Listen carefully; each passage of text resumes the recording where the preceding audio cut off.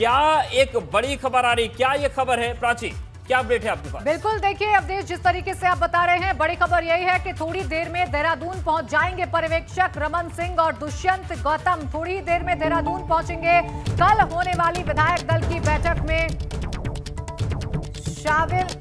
शामिल होंगे। और हम दिल्ली के बीजेपी दफ्तर से अपने सहयोगी रविकांत का रुख कर लेते हैं। रविकांत, फिलहाल क्या कुछ हलचल है? क्योंकि देखिए, जो निगाहें हैं वो अब दिल्ली पर टिकी हुई हैं, क्योंकि यहीं से वो नाम तय होकर देहरादून जाएगा, जिसे अगली बागडोर सौंपी जाएगी उत्तराखंड की। देखिए, पर्यवेक्षकों के पहुंचने के बाद जो कुछ भी बातचीत होगी उसकी रिपोर्ट आज ही दिल्ली आलाकमान को भेज दी जाएगी और उसके बाद आज देर रात संभावना है कि बीजेपी अध्यक्ष और पूर्व बीजेपी अध्यक्ष अमित शाह और प्रधानमंत्री नरेंद्र मोदी खुद पहुंच सकते हैं दिल्ली के हेडक्वार्टर में, बीजेपी दफ्तर में। और देर रात जो मुख्यमंत्री के नाम हैं उस पर चर्चा होगी और फाइनल हो सकता है कि कौन बनेगा मुख्यमंत्री उत्तराखंड का। और जाहिर सी बात है, जो 4 नाम चल रहे हैं उनमें अनिल बलूनी का नाम सबसे आगे बताया जा रहा है। सतपाल महाराज और धन सिंह रावत, इन सारे लोगों के नाम चल रहे हैं। अजय भट्ट का नाम चल रहा है। कल 10 बजे विधायक दल की बैठक होगी और परसों 11 बजे शपथ होना है। लेकिन आज देर रात ये तय हो जाएगा कि कौन मुख्यमंत्री बनने वाला है। बिल्कुल, आज देर रात ही तय हो जाएगा कि कौन मुख्यमंत्री बनने वाला है। लेकिन रविकांत, ऐसे में बहुत सारी चुनौतियां भाजपा के सामने है और इसे हम कांटों भरा ताज कह रहे हैं, क्योंकि अब चुनाव भी नजदीक है और 1 साल रहेगा नए नाम के पास कि वो अपना काम भी करके दिखाए और 2022 के लिए एक मजबूत छवि भी बनाए। तो इसे काटने के लिए क्या प्लान होगा भाजपा के पास? देखिए, निश्चित रूप से ये पूरी जो उठापटक हो रही है ये इलेक्शन को देखते हुए भी हो रही है, क्योंकि इलेक्शन में जाने से पहले किसी भी तरीके का रिस्क नहीं लेना चाहती है बीजेपी, क्योंकि कई राज्यों में जहां जहां इस समय इलेक्शन चल रहे हैं हर जगह कांटे की टक्कर मिल रही है बीजेपी को। तो बीजेपी ये चाहती नहीं है कि उसका जो बने बनाए किले हैं वो किसी भी तरीके से खतरे में आए। उसको देखते हुए एक पॉलिटिकल फैसला ये है और किस तरीके से एक नया चेहरा लाया जाए जिसका इलेक्शन में भी असर हो सके और जिसका संगठन में भी पकड़ हो। इन सारी मुद्दों को देखते हुए ही जो नया नाम है वो तय होगा। बिल्कुल, इन तमाम मुद्दों को देखते हुए नया नाम तय होगा। लेकिन रविकांत, जिस तरीके से कई सारे नाम आगे चल रहे हैं, चाहे फिर धन सिंह रावत हो या फिर अनिल बलूनी हो, सतपाल महाराज हो, अजय भट्ट हो, इनमें से कौन सा एक ऐसा नाम है जो प्रबल दावेदार लग रहा है, जो इन तमाम पैमानों पर सटीक बैठ रहा है और उसके नाम की घोषणा हो सकती हो? देखिए, कयास लगाना काफ़ी मुश्किल है, लेकिन जैसा कि मैंने पहले कहा कि अनिल बलूनी का नाम, जिससे भी बात कर रहे हैं, जो भी सूत्र हैं बीजेपी में भी, अनिल बलूनी का नाम सबसे ज़्यादा ताकतवर इस समय लग रहा है। अनिल बलूनी के नाम पर काफ़ी लोगों की सहमति भी है। विवादास्पद चेहरा नहीं है, लोगों से संबंध अच्छे हैं, कोई टकराव नहीं है और पिछला कोई ऐसे रिकॉर्ड नहीं है जिसको लेकर के उनके नाम पर ज़्यादा असहमतियाँ हों। तो एक ये, और इनका संगठन में भी पकड़ है, इसके चलते ये माना जा रहा है कि अनिल बलूनी का नाम सबसे आगे है। बिल्कुल, ये समझा जा रहा है। लेकिन रविकांत, इस बीच खबरें ये भी आ रही थी कि संघ की भी औपचारिक एक बैठक चल रही है और उसमें भी नाम पर मंथन हो रहा है। तो इस लिहाज से अगर देखा जाए तो अभी कितना वक्त और लगेगा जब धीरे धीरे करके स्थिति साफ हो पाएगी और धीरे धीरे करके वो जो नाम है छनकर ऊपर आने लगेगा, जिस पर मुहर लग सकती है?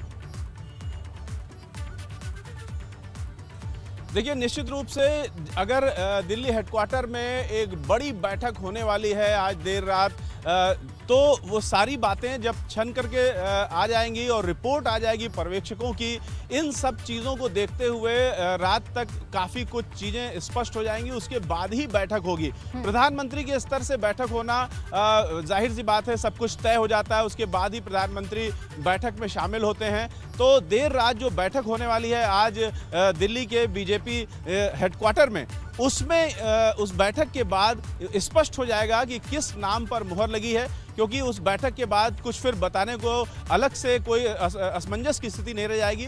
पूरी तरीके से स्पष्ट हो जाएगा, कोई एक नाम तय कर लिया जाएगा, उस नाम पर मुहर लगा दी जाएगी और कल जो है वो नाम सबके सामने होगा।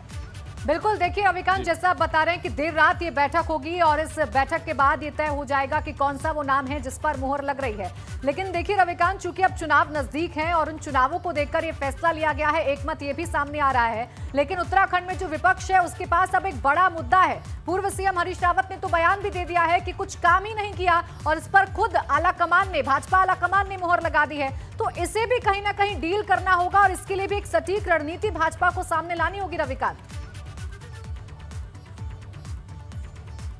देखिए, चेहरा बदलना सबसे पहला रणनीति का हिस्सा होता है। जब आप चेहरा ही बदल देते हैं तो विपक्ष के पास अटैक करने के लिए वो फोर्स नहीं रह जाता है, क्योंकि जिस चेहरे पर आपको अटैक करना था वो चेहरा ही बदल दिया गया। तो बीजेपी बहुत सावधानी से ये खेल खेल रही है। चेहरा बदल जाएगा, उसके बाद जो विपक्ष के औजार हैं, विपक्ष का जो अटैक है वो निश्चित रूप से उसकी धार कम हो जाएगी। विपक्ष धीमा तो नहीं पड़ेगा, निश्चित रूप से वो अपने अटैक करता रहेगा, अपनी बात कहता रहेगा, लेकिन उसकी धार जरूर कम हो जाएगी। और साथ ही साथ विपक्ष को जवाब देने के लिए नए तेवर के साथ नए खिलाड़ी आएंगे और नए वायदे के साथ, नए चुनावी प्रचार के साथ बीजेपी मैदान में उतरेगी। तो निश्चित रूप से बिल्कुल नए खिलाड़ी आएंगे, नए वादों के साथ मैदान में उतरेंगे, लेकिन चेहरे नए नए जो बदलते रहते हैं, कांटों का ताज बना रहता है। शुक्रिया रविकांत आपका जानकारी के लिए, नजरें बनाए रखिएगा, फिर से आपके पास आएंगे। लेकिन उत्तराखंड के मुख्यमंत्री की कुर्सी को हम कांटों का ताज क्यों कह रहे हैं, ये बताते हैं, क्योंकि ये बड़ी महत्वपूर्ण चीज है।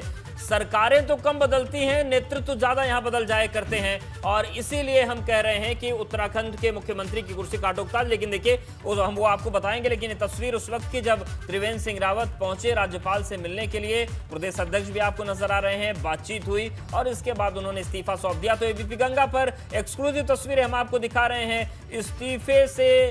इस्तीफे के वक्त की तस्वीरें हैं जब राजभवन पहुंचे मुख्यमंत्री त्रिवेंद्र रावत और उन्होंने अपना इस्तीफा सौंपा। देखिए, तमाम लोग हैं जो त्रिवेंद्र सिंह रावत के साथ पहुंचे थे। तो इस्तीफे की जो तस्वीर है, उस वक्त की तस्वीरें सबसे पहले एबीपी गंगा पर देखिए किस तरीके से लिफाफे से उन्होंने अपना इस्तीफा निकाला और उसके बाद राज्यपाल को अपना इस्तीफा उन्होंने सौंप दिया।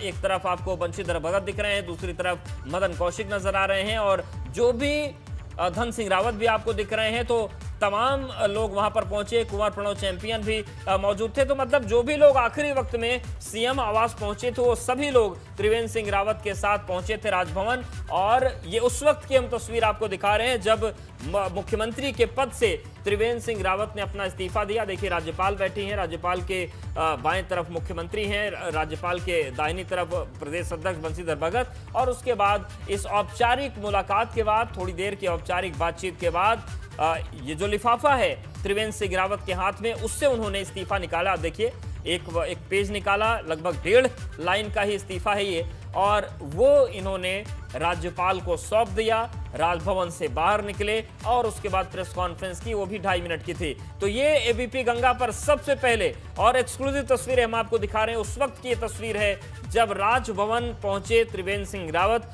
मुख्यमंत्री पद से इस्तीफा देने के लिए। प्रदेश अध्यक्ष उनके साथ मौजूद थे, कैबिनेट मंत्री मदन कौशिक मौजूद थे, धन सिंह रावत मौजूद थे, कुंवर प्रणव चैंपियन मौजूद थे, कुछ मेयर्स मौजूद थे वहां पर, कुछ उनके और जो समर्थक थे वो मौजूद थे। और उसके बाद इस थोड़ी देर की मुलाकात के बाद थोड़ी बातचीत हुई, मुलाकात हुई और उसके बाद त्रिवेंद्र रावत ने जिनके हाथ में एक पीला लिफाफा दिख रहा है, उससे अपना इस्तीफे का पत्र निकाला और उसे राज्यपाल को सौंप दिया। और उसके बाद सीधे सीएम आवास आए, जहां पर उन्होंने एक छोटी सी 2 से 2.5 मिनट की प्रेस कॉन्फ्रेंस की और अपनी बात कहकर वो वहां से चले गए। तो सबसे बड़ा सियासी उलटफेर जो हुआ, उसकी वो तस्वीर जहां से औपचारिक मुहर लग गई नेतृत्व परिवर्तन की। यहां पर त्रिवेंद्र रावत ने इस्तीफा दिया मुख्यमंत्री पद से और उन्होंने 5 मिनट के बाद जब प्रेस कॉन्फ्रेंस की तो यह भी कह दिया कि कल जिसे भी दायित्व मिलेगा उसको मेरी तरफ से हार्दिक शुभकामनाएं। पार्टी ने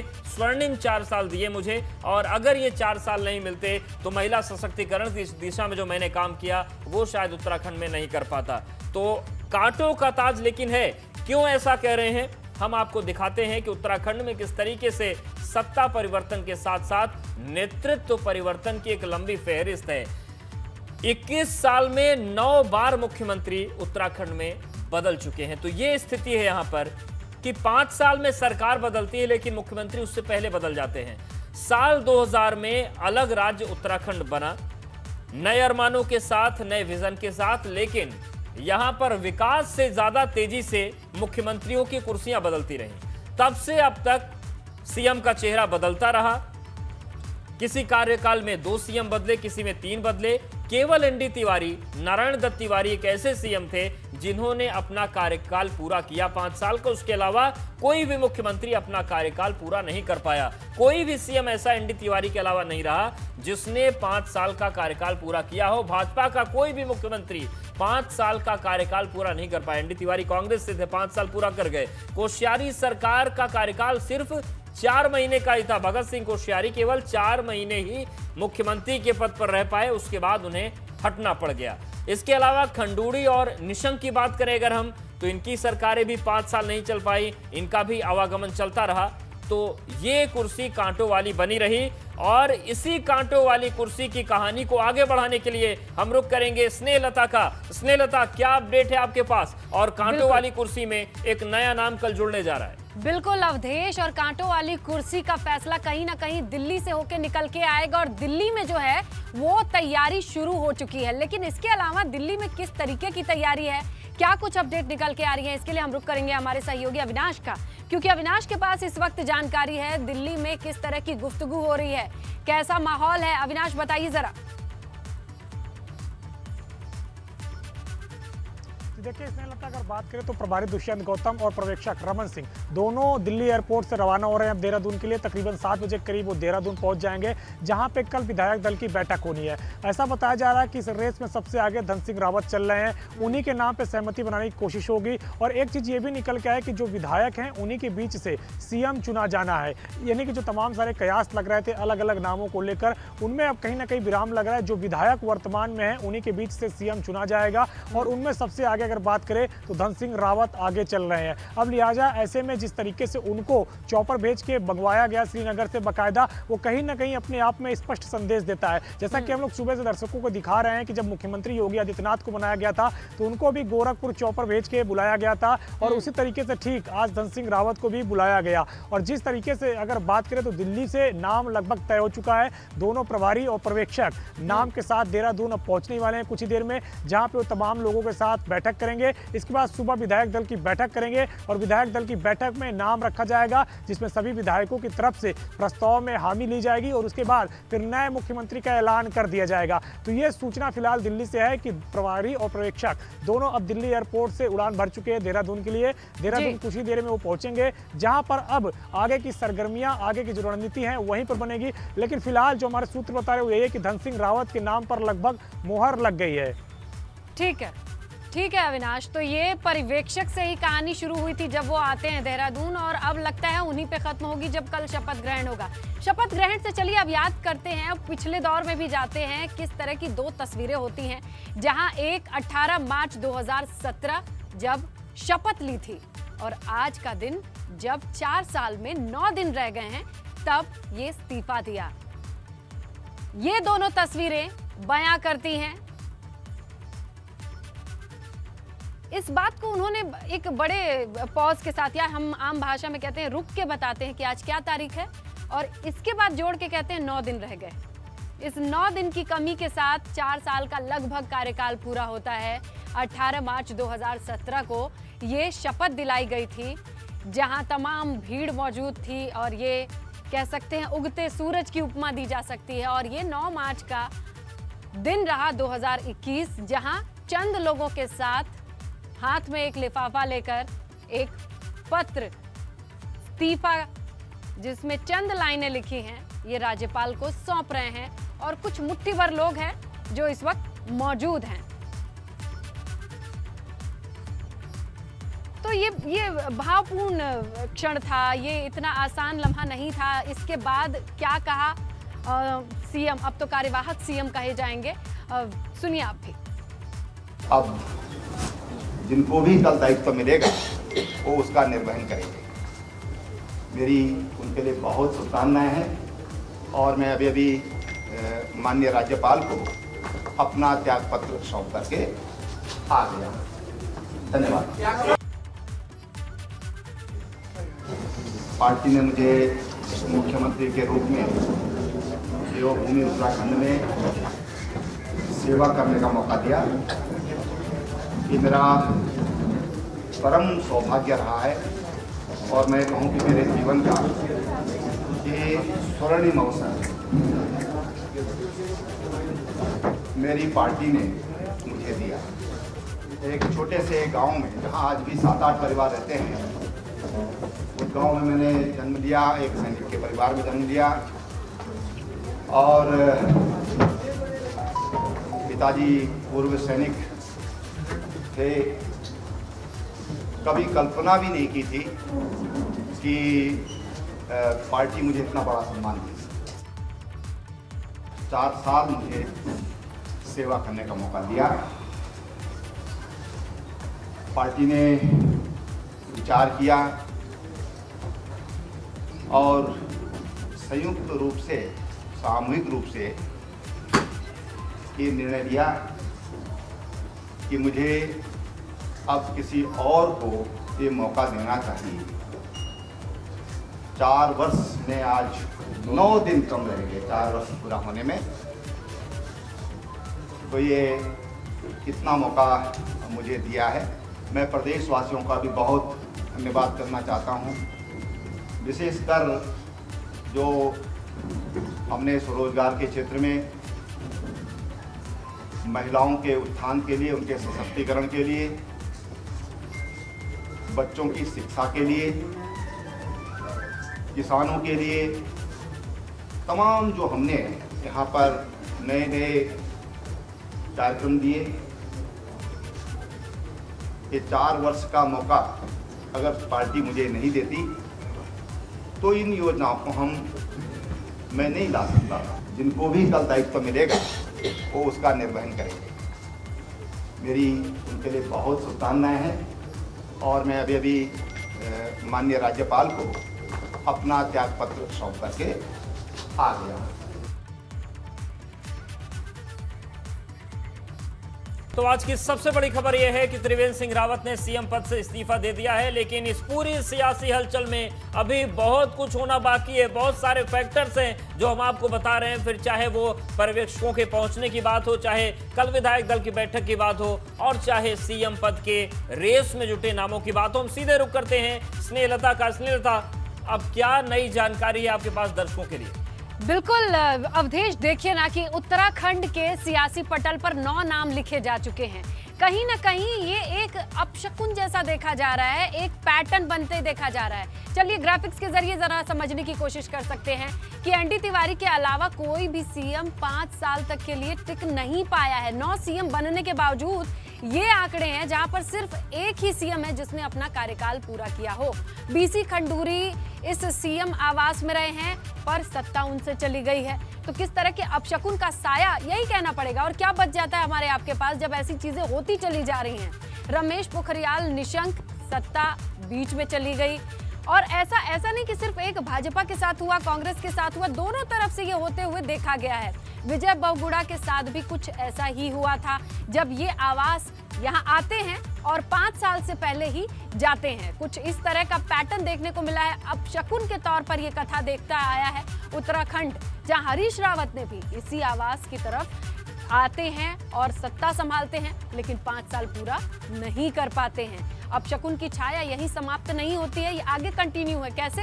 हरीश रावत सीएम रहते हुए बीजापुर गेस्ट हाउस में रहे। ये अब शकुन का समझिए कि ये निशान है, जहां सीएम त्रिवेंद्र सिंह रावत इसी आवास में ही रह रहे हैं, जिस पर हम अब शकुन की बात कर रहे हैं। त्रिवेंद्र सिंह रावत भी इसी आवास में रहे हैं और कुल मिला के अब देखा जाता है कि वास्तु पूजा के बाद इस भवन में, इस बिल्डिंग में उन्होंने प्रवेश किया था।